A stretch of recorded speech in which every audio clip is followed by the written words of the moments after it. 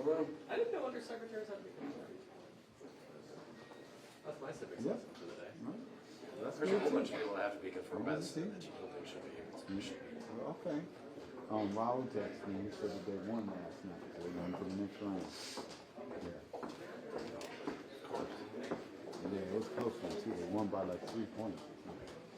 Like there are not a position on the Tennessee Valley Authority board that has the most. That's not surprising. They had the states. So during Trump's first term, we had to have a cloture vote on one of those guys, and I was like, it's not really my job. Senator Cramer, how's your head? It hurts. Actually, Real quick, your military aid to Ukraine being paused. What is your level of concern about that?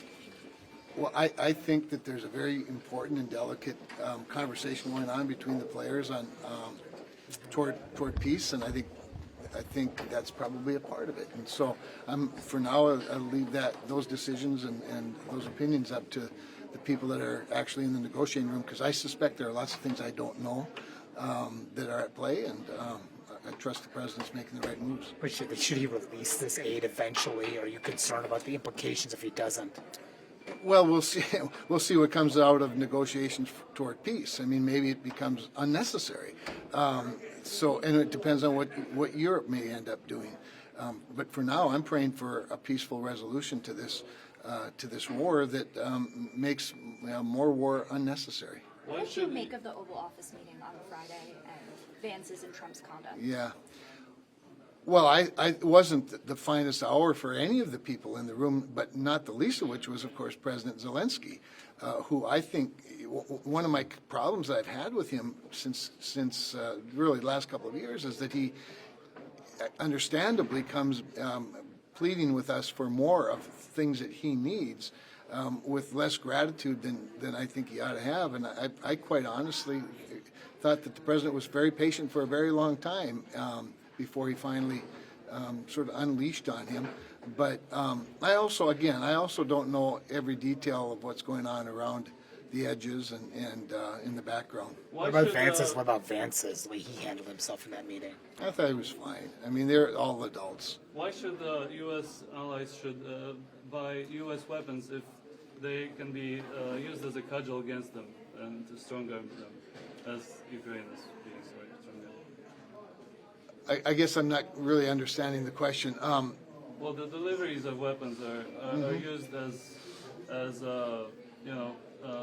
As leverage? Yes. Yeah, well, remembering that the United States produces some of the best weapons in the world, they make them available, in my view, quite honestly, and this is a much broader discussion, but I do think foreign military sales could be improved, to be honest with you. I think that we want to be the arsenal of democracy, but also that an arsenal of democracy ought to be shared with our allies as well. So, but that said, I mean, any generosity, if you will, is with allies in a negotiation is obviously leverage. It's obviously leverage. Senator, you come from a big ag state. The tariffs that are in effect. How concerned are you about that? Well, it depends on how long they last. Not surprising, a big customer like China is retaliating quickly. They're aimed right at farmers. The last time that happened, President Trump provided some assistance to farmers. My hope is that, and by the way, and since that time, with regard to soybeans in particular, we've created a lot of our own markets with biofuels and whatnot that soybeans are prime for. And could this hurt your economy in North Dakota? It possibly could. Again, it depends on how long it goes. But North Dakota has protected itself with the advancement of a couple of, maybe even as many as 3 soybean processing facilities that now produce the oil that then becomes ultimately both jet fuel as well as biodiesel. So there are always more markets we should be working for, and diversification of those markets is important. But China and peace and freedom, liberty around the world is a much higher, frankly, a much higher calling in my view, even for North Dakota farmers. You're supporting the Canada and Mexico tariffs? Well, I hope that, again, things can be negotiated there. I think Canada and Mexico are two very different countries on the same continent, and I don't treat both of them the same, obviously. I would expect the Canadian situation to clear up rather quickly. I think Canada's been responsive, favorably responsive to some of the early demands, and probably has a ways to go yet. It may even be difficult under a Trudeau leadership, but they'll be getting a new leader soon. I think things will get better. Senator, some analysts are warning that the pause of military aid will jeopardize the posture of Ukraine in any negotiation. What is your react to that? How do you react to that?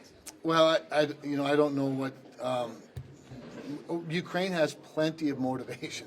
Ukraine has plenty of incentive to negotiate in good faith a peace deal. Clearly, while Ukraine has been remarkable in their response, remarkable in their response to the advancement of Russian troops and Russia taking over much of their land. This is an untenable long-term situation for them. So they have every motivation to negotiate. And by the way, the other thing that we have to see, and I think is playing out, is you're seeing European allies step up in a bigger way, and I think that's something that President Trump has been calling on for a long time, since his first term, and I think you're seeing some of that. So we'll see how it all plays out, but I'm not overly concerned. Is all this emboldening Russia? Again, I don't know what's going on in terms of the negotiating with Russia. I think Russia, like Ukraine, although they may behave differently, has a lot of reasons to bring an end to this war as well. Tonight, there's going to be a lot of federal workers who have been fired by DOGE. And what do you expect the president to say to him? And are you sort of, if you encounter any, what would you say to those workers? Well, I don't know what he'll say to them. I mean, the president has a big nation to run with a giant bureaucracy that has been allowed to get out of control for decades. And presidents have talked about getting our bureaucracy under control and have never done it. They just keep growing the government, and we're at a point now where the bubble is going to burst. And the president's taking very dramatic action for the greater good. I don't know what he's going to talk about tonight, but. What would you say though to those workers? To individual workers, well, I mean, it depends on what their jobs are, how long they've had these jobs, how important those jobs are. It seems to me that we ought to be reducing their workload considerably, and whether here's what I do. I know that we have 7,700 buildings that aren't even occupied, federal buildings that aren't even occupied with people that are quote working from home. My sense is that this is a very dramatic early step in the reduction of this bureaucracy, and I'm supportive of it. Thanks for your time. Appreciate it. Oh, sorry. Yeah. No, just get closer to your camera. Okay. Sorry.